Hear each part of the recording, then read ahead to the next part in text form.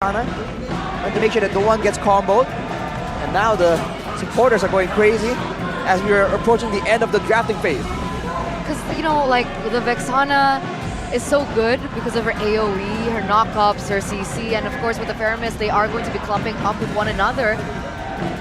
With the Paquito being banned out by Bigatron. They want to take away that side lane pressure. Because if they have a Moskov and a Paquito, that's so much side lane pressure. They already have an initiator, technically. Well, not an initiator, but they already have one part of a very good mid-trio.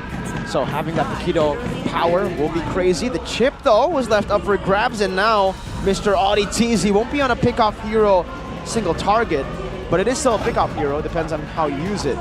Oh, We saw how he used it against, how Maloyski used it actually against Skyler to pick him off. We have a coach from Coach Raceboy. Kescute can discuss with players so players can play without burden. I think this was referring to their interview. Yep. That Raceboy's, is he strict as a coach? Raceboy? Is he hard? Yeah, he's the strictest coach of all time, man. Okay, that's sarcasm. No, like Really? this guy will literally not give the players food if they... No, he's not that strict. they lock the play. He locks the players up in a room if they don't perform well. That is Of far course from not. the truth, guys, They're please. grounded if they don't follow orders. But Bigatron, if earlier they used the Minotaur, now they're using a Terizla and a Gourd that can technically just nuke down the whole roster of Rebellion if they clump together for a big fight. But they won't be appearing from like a diversion, so they won't be forced to clump in as much if they're coming through the portals. So for Rebellion, final pick right here, what do they want to get? Is it some dominance, some split pressure, or is it going to be more team fighting utility? Free for cars. Dyroth. Oh, that is what? a good pick, man. Ooh, I like that pick. Wait, Dyroth mid? Jungle? No. Jungle. Wait, no, wait. It was on Suelo last. Yeah, they probably swapped it. It's either jungle or XP. In the jungle, okay, I like it more as an XP actually, but Jungle. jungle. Huh. Not that bad in the jungle either, but a bit more vulnerable. Okay. Man, I think when it comes to the neutral objective contest, that Dyroth is going to struggle a little bit. But when it comes to a 50-50, if they can make sure that the setup gets disrupted, I mean, the Abyssum Strike can be a great tool in securing these neutral objectives.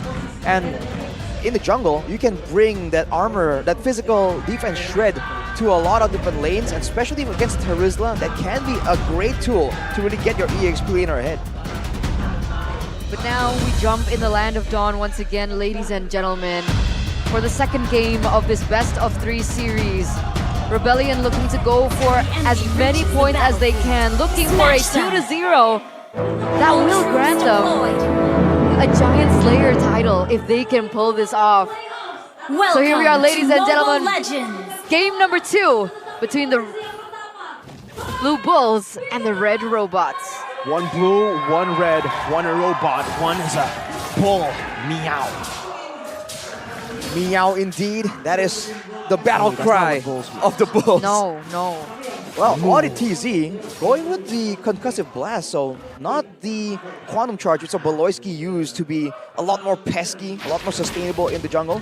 In this EXP lane, though, Cars and Sorizo just duking it out, but Sorizo seems to have a bit more outplay potential here, maneuvering around the damage the Barats can lay down.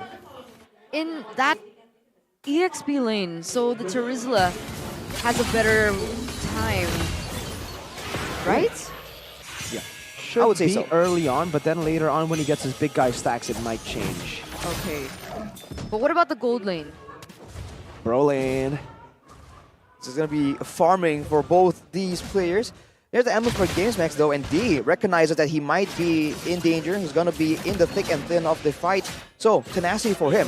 Emando, on the other hand, doesn't really care. He doesn't feel that threatened. He knows that he has a guiding wind. So he goes with the Bargain Hunter and the Weakness Finder just to get pretty good laning phase, but also to try and get to snowballing as Audi TZ goes for a gank. Ooh. Some damage back though to D and Audi. But he does get out unscathed. in the gold lane. So perhaps things are going to get interesting in this EXP lane now that the turtle is moments away of spawning. We can see that perhaps Rebellion are looking on for some damage onto the Terizla to gain some control, but Vincent's already going to start it. He gets resetted. What are these teams planning? Bigatron, they're back in the midst of it as well. Audi TC perhaps looking for a moment. Chomp down as well. Cars not going to chomp down on anyone just yet. Super Ken goes back towards the turtle. And maybe the Dyrot is used up. Oh, Denton is welcome. Now instantly Mr. Gush cancelled out, but Cerezo jumps into the back line, able to stop everybody. There's the Appraiser's route will be used up by Super Ken and go and chain it together with the Retribution. Swalo with the flicker, bringing Cerezo and Keith back for Vincent to take down. First blood coming down as now the Spear of Destruction doesn't actually connect. 1-for-1 neutral objective for the kill by Vincent, but we still want to continue. Super Ken still around. Vincent jumping in, but it's going to be baited in onto Cerezo. Oh, and a Vincent strike as well. Oh, Vincent with the damage, and Cerezo pulled back. Sway Low claims that kill, and now it's an all-out win for the Blue Bulls. But hold up, Circling Eagle again. That's a knock-up into the Mystic Gush, and Sway Low falls. Trades after trades. And Rebellion take full control right there, dominating in the fighting scene. They left Eman to his own devices, but D, he rotated, he kind of participated, and then he just got back to the gold lane with the Spear of Destruction. Great use of skills all around for Rebellion, and the fact that they do have quote-unquote more burst damage with Vincent on the Dyra to try and restart the fights again and again, got a bit of an advantage there. I was thinking that with Bigatron having some AoE, they would have been able to get more power in those fights, but now Bigatron's still going for fights. An all-in, oh, good Netherrealm to save him. Now it might be a full all-in, and Entropy used up defensively. Super Ken is able still to claim it. Cerezo goes through the portal, and now D's going to be caught. Cerezo just swinging a hammer left and right. Not able to take D just down. Not yet. Vincent hovering over. Super Ken and Cerezo dealing with Auditizia. Swalo now gets caught by the Appraiser's Wrath. Also the gravity push by Iman. Oh my goodness. So much action. But still, it's Rebellion who should have walked in now with a trade. Look at Vincent. Oh, never mind. He's running away. Seems like Rebellion here, they're just trying to go with the same kind of style, the same kind of chaos. Of course, it's not as decisive without a big card control tool, but they're still trying their best, especially when the neutral objective is up. They want to make sure that Bigatron don't get to set up. They don't let Moreno get his poke damage, but Eman getting chunked down.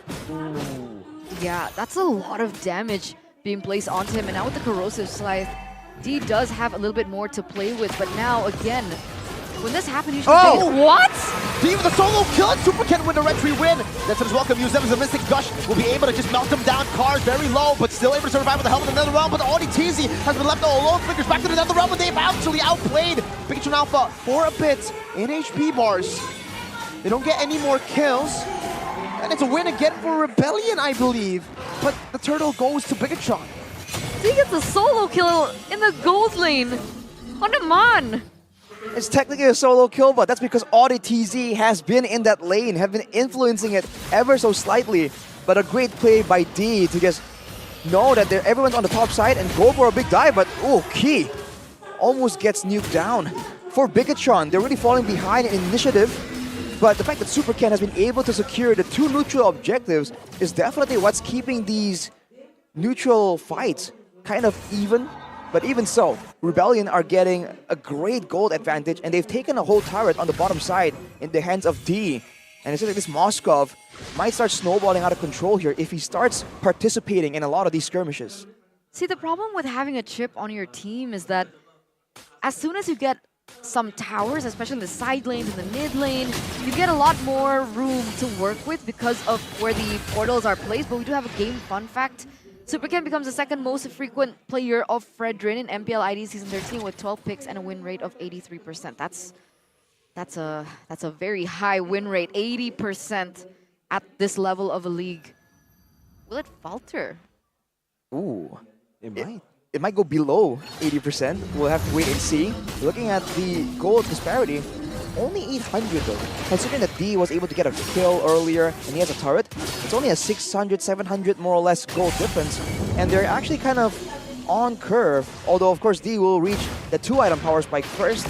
We'll see if he can kind of leverage that, as Audi TZ This seems to be the rotation here. Send Audi to stick around with D and let everyone else do their aggressive maneuvers.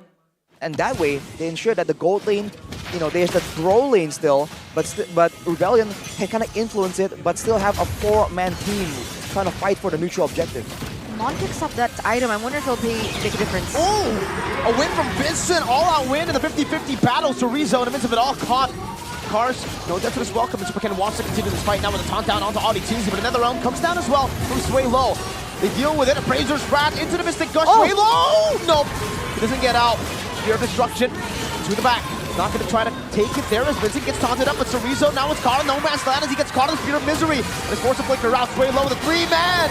Shadow Stampede onto Audi Teasy into the Spear of Misery, and D is just decimating everyone! D came into that fight really, really late. Eman was there since the beginning. And yet Rebellion, they find ways to bait Bigatron in. After using all of their spells, all that true damage expended. The re-engage coming in from Sway Low there. The 3-man Shadow Stampede. That was very decisive from Rebellion once more. It's a 4K gold lead building up for Rebellion. Reaching that 5K peak. D already on the next objective, already eyes on the prize here. Oof. Being able to pick up another tower. That's more space for Audi TZ to maneuver around the map. And that's him on a 3-item power spike. Earlier, right before that fight, we saw Eman finish the Starlium site. He's a long way from his 3rd item.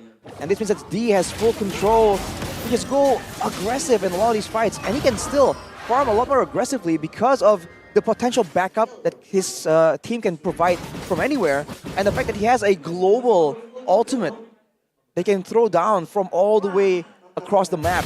So he is just farming as much as possible right here when there is a lull in the fighting. I have a question though. If this goes into the late game, Bigatron has an advantage, right? In the late game?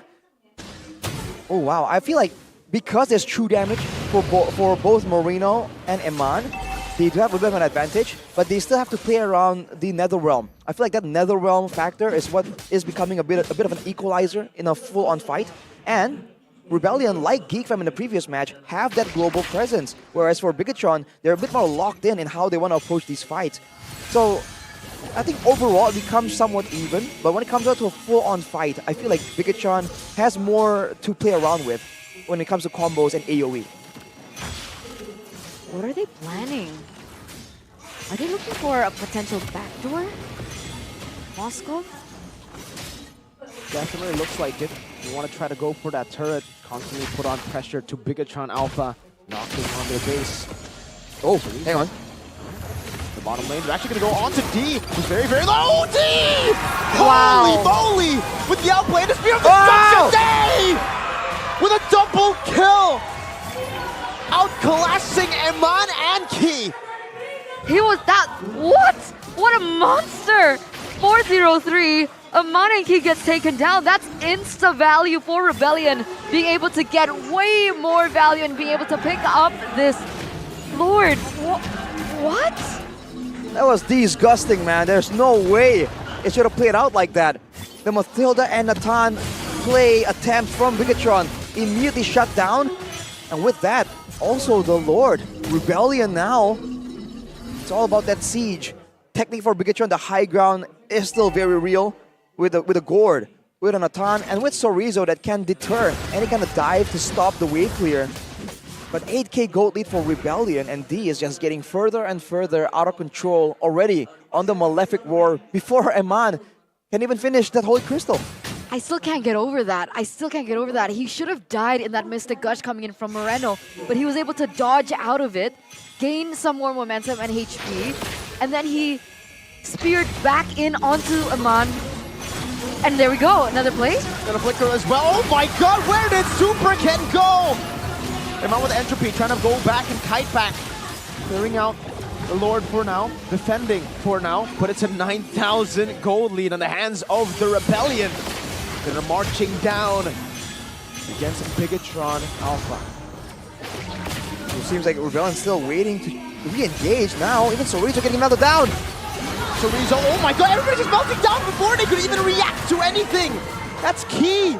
Now, The Moreno is trying to clear out the waves. They will be able to do so, but they lose out a big base turret with Rebellion's first Lord Siege. Did he jump in the bottom lane? In that fight, I believe he did. How did he get back out? Now, he jumped in very late when Iman already used Entropy back, so he just wanted to hit the turret. Because, you know, the jump does give D a bit of a attack speed boost. So now for Rebellion, just waiting again for the next big opportunity. And there's no pressure at all here. They can just wait it out. The lane that they took the base turret out of, the lane which they destroyed the base turret on is also the lane far from the next Lord. So now look at the positioning. Once again, 2 members on the bottom side, 3 actually, with everyone else just farming it out, trying to keep up to ensure that it's not just D who holds all the gold and all the difference. So that even if Pikachu and Alpha are able to maybe take D out or zone him away from a fight, everyone else will still have a healthy amount of items to really have an impact in these fights. I can't believe my eyes. A 3,000 gold difference. But Aman on the other shoe though is so uncanny to see Bigatron this behind, a 10k gold lead for the red robots. And it's full build for D with the Rose Gold Meteor as his last item. But look at this. Know about going into Audi. He has a shortcut. Rebellion can just all collapse on him, and Bigatron Alpha, they're looking desperate in the 13th minute of the game to look for a pick. Vincent's already started the Lord, and it's going down quite fast. It doesn't look like Bigatron want to posture for it. I don't think they even can. If they do, they risk getting quote-unquote flanked by the chip. So just like that, that's going to be a free Lord, and Bigatron are going to have to bank on being able to clear this big Lord without interruptions. And the usage of skills here needs to be impeccable from Bigatron. If they waste one or use one less efficiently than they could here to stop the aggression, to stop the potential dive, to clear the waves, Rebellion can take this game with the next big wave that they're trying to prep here. But I mean, technically, Bigatron does still have Natan. Natan has really good wave clear, right? So and this is... So does Gord, yes. Exactly. So this is like the best position that Bigatron want to be in at the moment, right? The defense, with the composition that they have. Yeah, but also 12,000 gold lead. And Right. the Dyrot that basically makes it so D can melt anyone just like that. And he's mobile. He can get in the back line if they're not very careful. And here we come with the Lord. Not a 3-wave push for Rebellion. Super Ken not able to dash out of the Spartan missiles, and Guard brings it back. Right into the penalty zone in the back, so Rizzo able to stop deep and do some damage, but he's still able to just melt him down. Natan doing the same thing, so Rizzo getting out. Fear of destruction by D. Claims the godlike. Iman is still alive, but look at D just sieging the base down. One by one, these turrets fall. Now the last wave up top as D just claims it. 3 base turrets to Rebellion. I mean, this is still best case scenario for Bigatron. I know they lose all their turrets, and that's definitely not a great way, but they don't end it there. They're still able to defend their main turret. They weren't able to completely close out the game, and this does give Eman a little bit more time. Where is he now in terms of items? Both him and Moreno were at 5 items before that fight begun. So now they're working on the final item in their inventory slot. And I feel like they're still concerned about the dangers. They want to go with something more defensive. But they might really be forced to go for even more damage to try and save these fights. Because the problem now is that they are outputting damage. We saw that everyone from Rebellion got low, even through the Netherrealm. But the front line, Super Ken and Sorizo, had to fall victim just in order to buy them that time. So I think the front line is what we are the ones who really desperately needs more items to survive from the damage that Rebellion are just outputting, especially with Vincent, right? The debuff. But I mean, at this point of the game, it only takes one mistake by Rebellion. Yeah. For this to completely turn around. That's what's scary. But even then, that mistake will be... It's hard to see that mistake come through because of how tanky the frontline is even for Rebellion, right? And again, usually up against a Natan, you're scared that your frontline will die before the enemy frontline. But in this situation with Vincent, you can actually delete the frontliners of Bigatron Alpha quite easily with the Moscow. get that second skill off from the Dyrok, and then D does its thing, man. And not only to one person, to multiple members. And the fact that D is also on the Inspire, it's a bit of a necessity for the Moskov, but it also means that in that decisive moment where you're trying to see who's gonna outlast who, that Inspire is a big tool that Iman does not have at his disposal. Oh, the Lord, it's like Super Ken wants to try and contest, try and get a bit more. They don't want to just leave it open to be taken. It's gonna be a big problem for them. But, whoa! That's very early circling Eagle from Key. Yeah, Super Ken has to reset it now, but look at the members of Bigatron Alpha having to rotate up top because these slow pushes being built. Okay, Iman's good for now. Key, bringing him back. Oh, Audie's easy. Teleports just in time to the bottom lane. His Athena gets popped though. Now he goes on to Super Ken to try to zone him away. You're gonna hate to be Moreno in this situation, man. He's forced to go back and forth from the far side of the lane because he has the AoE. Super Ken though, whoa! Two-man taunt into the death to his welcome. Now Super Ken gonna be chopped down as Vincent jumps in as well. So Rizzo into the back, wants to D. Mystic Gush played in, but now it's gonna be Shadow Stampede as well. Doing so much damage, and Iman pops in Entropy and melts someone down. That's another going down, Iman! Massive!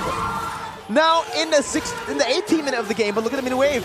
Look at Super Ken, look at Audi Teasy, who's looking for the engage. Super Ken actually brings him all the way back. They actually decide to go for it. Appraiser's Wrath used up, and Vincent crunch in as well. Will be used up by Vincent, but he will just, whoa, Iman finds the assassination on the Sway Low. 18th minute of the game, and Bigatron Alpha might have just found a way back. I told you. This was coming. Make one mistake and they can come back. That's the problem when you're going against Iman on the Natan in the final moments of the game. 3 members taken down. They overcommitted. They overstayed. And they are going through these towers like it's nothing. A Lord marching down in the bottom side. We do have Suelo and Kars back. But that instant turnaround in momentum. Yeah, the Circling Eagle granting some space. Key is getting so much space. Super Ken jumps in with a taunt as well on this way low, forcing the Nether Realm, and the Evolve Lord is still up. It's in the bottom lane. It's building so slowly towards Rebellion. This is a big prio push from Bigatron. Now Bigatron has the control. Of course, Rebellion can still go for the chip play, but at this point, they're kind of stuck in the base. Now they don't know who's actually in the jungle, and Bigatron have the opportunity to set up for these big ambushes. ODTZ all the way down on the bottom side of the map there, but he'll be backing away. He can't risk getting cut off from his allies in the base. Oh my god. Look at this masterful wave manipulation, man. They're just using these waves, these Evolved Lord minions so well. And even the Evolved Lord, they're just pressuring Rebellion, forcing them to stay in their base, and they might actually take all the base turrets down too. Heck, with the Evolved Lord, they can actually look for an end angle. It's back down to the creativity that Audi TZ has, and you can already see that he's looking for something. Iman with the entropy forward now. Death is welcome used up. Super Ken tanks it. Now Cerezo in the back as well. The base wide open. Bigatron Alpha gonna go for it instantly, and wow! A comeback in game 1 and a comeback in game 2. Now it's the Red Robots who do it against the Blue Bulls. Forcing a game number 3, ladies and gentlemen, in our second game of the day. What an outcome. That patience coming through from the Red Robots, that decisiveness in the final moment, in that 19th minute, is just a masterclass by Bigatron.